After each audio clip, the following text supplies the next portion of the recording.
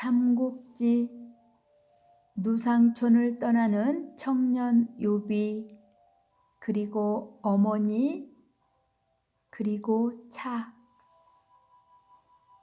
황건적의 난동으로 나라가 어지러움에도 불구하고 소년 유비는 탁현 누상촌에서 낮이면 돗자리를 짜거나 무술을 연마하며 밤이면 글을 읽으며 지내고 있었다. 그러는 동안의 세월은 속절없이 흘러서 어느덧 그의 나이는 24살이 되었다. 이제는 소년이 아니라 체구가 늠름하고 눈이 이글거리는 당당한 청년으로 성장하였다.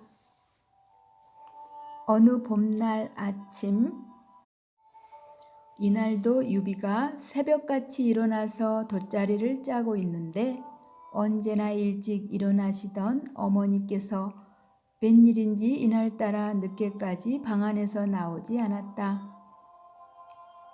효성이 지극한 유비는 돗자리를 짜다 말고 방문 앞으로 가서 어머니, 오늘은 어디 몸이 불편하십니까?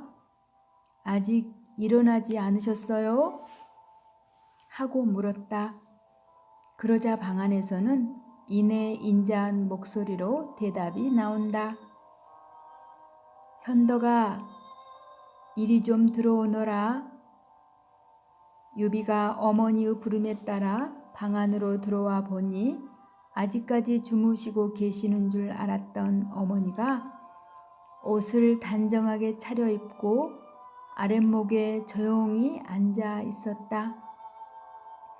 오늘 아침에는 늦게까지 방 안에만 앉아 계시니 웬일이세요? 현덕아, 거기 좀 앉거라. 유비가 어머니 앞에 공손히 앉자 이미 70이 다 된 어머니는 아들의 얼굴을 오랫동안 그윽하게 바라보고 있었다. 그러다가 가만히 입을 열었다. 현덕아, 내가 너한테 한 가지 소원이 있는데 네가 내 말을 들어주겠느냐? 어머니, 그게 무슨 말씀이세요? 어머니 소원이시라면 제가 무슨 말씀인들 안 듣겠습니까? 네 효성이 지극한 것은 나도 잘 알고 있다. 무슨 소원이신지 어서 말씀해 보세요. 말이다. 어머니는 사랑이 넘치는 시선으로 아들을 바라다 보다가 이야기를 꺼냈다. 내가 이제는 70을 바라보고 있어서 앞으로는 오래 살 것 같지도 않구나. 그래서 죽기 전에 입에 맞는 차를 한번 마시고 싶구나. 너도 알다시피 나는 젊어서부터 차를 좋아했느니라. 네, 어머니가 차를 좋아하시는 것은 저도 잘 알고 있습니다. 그러나 내가 아직까지는 차다운 차를 한 번도 마셔본 일이 없었다. 그래서 죽기 전에 낙양에서 가져오는 상품차 맛을 한번 맛보고 싶은데 내가 나를 위해서 그 차를 좀 구해올 수 있겠느냐? 어려운 중에서도 가장 어려운 주문이었다. 낙양에서 가져오는 극상차는 구하기도 어렵거니와 그 값 또한 비싸기가 짝이 없어서 유비같이 가난한 사람은 도저히 손에 넣기가 어려운 차였던 것이다. 그렇잖아도 유비는 어머니가 차를 좋아하시는 것을 알고 있었기에 생전에 극상차를 한번 대접하려고 어머니도 모르게 얼마간의 돈을 모아오기는 하였다. 그러나 그만한 돈으로 극상차를 산다는 것은 불가능한 일이 아니련가. 그렇다고 효성이 지극한 유비로서 어머니의 소원을 못 들어드리겠다고는 말할 수 없었다. 어머니, 염려 마십시오. 제가 어떻게 하든지 어머니 입맛에 맞는 차를 구해오도록 하겠습니다. 오, 고마운 일이로다. 그러면 오늘로 길을 떠나거라. 네, 아침을 먹고 곧 떠나도록 하겠습니다. 어머니는 말없이 아들의 얼굴을 바라보았다. 그러다가 문득 아들을 불렀다. 예, 현덕아. 네? 너 지금 돗자리를 짜고 있었지? 네, 밖에서 짜고 있었습니다. 내가 짜고 있던 돗자리를 이리 들여오너라. 유비는 두 말 없이 밖으로 나와 절반쯤 짜다 둔 돗자리를 틀에 메어둔 채 방 안으로 들고 들어왔다. 어머니, 왜 그러십니까? 어머니는 대답 대신 자리에서 일어나 벽장 속에서 검을 드러내었다. 언젠가 소년 유비에게 설명해 주었던 조상님께로부터 물려오는 유서 깊은 검이었다. 어머니는 그 검을 칼집에서 뽑아내어 앞에 놓여있는 돗자리의 줄을 말없이 탁 끊어버린다. 아, 어머니 왜 그러세요? 유비는 깜짝 놀라며 어머니를 쳐다보았다. 그러나 어머니는 여전히 조용한 표정으로 검을 칼집에 넣어 아들에게 내어주며 말한다.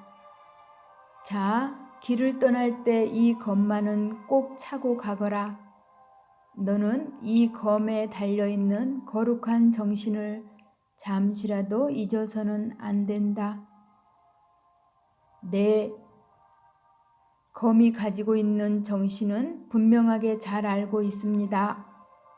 그러나 이 돗자리를 쓰지 못하도록 줄을 끊어버리신 뜻은 어디 있사옵니까?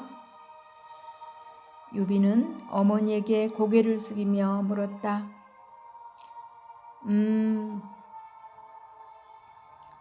내 나이가 이미 24살, 너는 이 누상촌 구석에서 돗자리나 짜고 있을 인물이 아니다. 세상이 하도 어지러우니 이제는 그동안의 생활을 청산하고 차도 구해올 겸 세상 구경이나 하고 돌아오너라. 다시 돌아오더라도 혼탁한 세상을 구해야 될 일이지 행여 돗자리를 짤 생각은 하지 말거라. 유비는 어머니의 깊은 뜻을 헤아리고 다시 한번 머리를 수그렸다. 어머니, 말씀을 잘 알겠습니다. 그러면 어서 길을 떠날 준비를 하거라. 네, 그러면 저는 길을 떠나겠습니다만 제가 길을 떠나게 되면 빨리 돌아오지는 못할 것 같은데 그동안 어머니는 혼자 어떻게 지내시겠습니까? 내 걱정은 하지 말고 다녀오너라. 유비는 그래도 안심이 되지 않았다. 그러면 산 너머에 사는 주랑이에게 제가 없는 동안에 어머니를 보살펴 드리도록 부탁을 하겠습니다. 내가 안심이 안 된다면 그 애를 데려오려무나 어쨌든 너는 지체 없이 오늘로 길을 떠나도록 해라. 유비의 어머니는 어째서 사랑하는 아들을 어지러운 세상으로 내보내려고 했을까? 그는 과연 극상품의 차를 마시고 싶어서 아들에게 먼 길을 떠나라고 했을까? 아니다. 결코 그런 것은 아니었다. 어머니는 아들이 장차 큰 일을 해야 할 인물이기 때문에 세상 물정을 경험하도록 길을 떠나 보내려는 것이었다. 그날은 벚꽃이 만개한 화창한 봄날이었다. 청년 유비는 허리에 검 한 자루를 차고 걸음도 씩씩하게 황하를 향하여 나무로 걸음을 옮겼다. 누상촌에서 나서 누상촌에서 자란 청년 유비의 눈에 보이는 세상은 너무도 넓어만 보였다. 아, 세상은 이렇게나 넓고도 넓은데 나는 이제까지 너무도 좁은 곳에서만 살았구나. 유비는 넓고 넓은 들을 바라보니 갑갑하고 옹졸하던 마음이 한꺼번에 탁 트이는 것만 같았다. 때는 춘 시절이라 산마다 꽃이 피고 들에는 푸른 곡식이 힘차게 자라고 있었다. 유비는 산청 경계를 유감없이 즐기면서 걸음을 유유히 옮겼다. 유비에게는 덕망 있고 지혜로운 참모 서서가 있었다. 원소군을 평정하고 돌아온 조조는 이제 중원의 노른자이와도 같은 형주를 공략하고자 한다. 몇몇 장수들에게 3만의 병력을 주어 형주를 점령하도록 명한다. 여광과 여상이 5천의 군사를 이끌고 신야를 공격한다. 하지만 서서의 계략에 빠져 조조군은 참패를 당하고 두 장수는 목숨을 잃는다. 조이는 나머지 병사들을 이끌고 신야를 공격하지만 이번에도 서서의 계책에 패배한다. 사실을 들은 조조가 서서에게 대해 묻자 참모인 정욱이 자신보다 10배는 뛰어난 인물이라고 말한다. 그리고 걱정하는 조조에게 허도로 서서의 노모를 데려오고 아들을 부르면 극진한 효자인 서서가 반드시 올 것이라고 귀띔한다. 서서는 정욱이 노모의 필체를 베껴 쓴 거짓 편지에 속아 유비를 떠나 허도로 가고 싶어 하였다.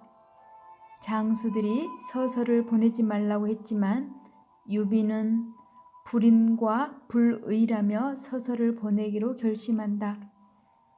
늙으신 어머니께서 붙잡혀 계시는 것을 알고부터는 비록 금파 오객이라 해도 마실 수가 없습니다. 서공이 간다는 말을 들으니 내 몸이 쪼개지는 것만 같소. 용간 봉수인들 쓰기만 하답니다. 금파 오객은 아주 좋은 술, 용간 봉수는 아주 진귀한 음식. 유비는 서서를 보내기 전날 밤새워 이별주를 마셨다. 몸과 마음이 자신에게 있기를 바랐지만 형편을 알고 있는 유비는 서서를 잡을 수가 없었다. 이에 감복한 서서는 노모 때문에 이별하는 자신의 처지를 밝히며 죽을 때까지 조조에게 계책을 베풀지 않겠노라 답한다. 떠난 자의 마음을 잡았으니 유비는 성공한 것이다. 서서를 맞이한 조조는 어떠한가? 조조의 신하들은 서서가 계책을 베풀지 않는 것을 보고 엄벌에 처할 것을 요구하지만 조조는 그가 이곳에 있어서 유비가 계략을 펴지 못하게 하는 것만으로도 족하다고 하였다. 영웅의 기상이 아닐 수 없다. 유비는 서서와의 이별을 진정으로 아쉬워하며 조금만 더를 외치며 현의 경계까지 온 것이니 훌륭한 참모를 보내야 하는 유비의 안타까운 마음을 좋게 헤아리고도 남는다. 정말로 구슬픈 이별의 모습이 아닐 수 없다. 어진인제 언제 또 보리요 한스럽고 원통하여라. 눈물 강 돌아서는 두 마음 애달파라. 돌아와 전하는 말 봄날 천둥 소리만 같아서 남양의 와령을 벌떡 깨워 일으키네.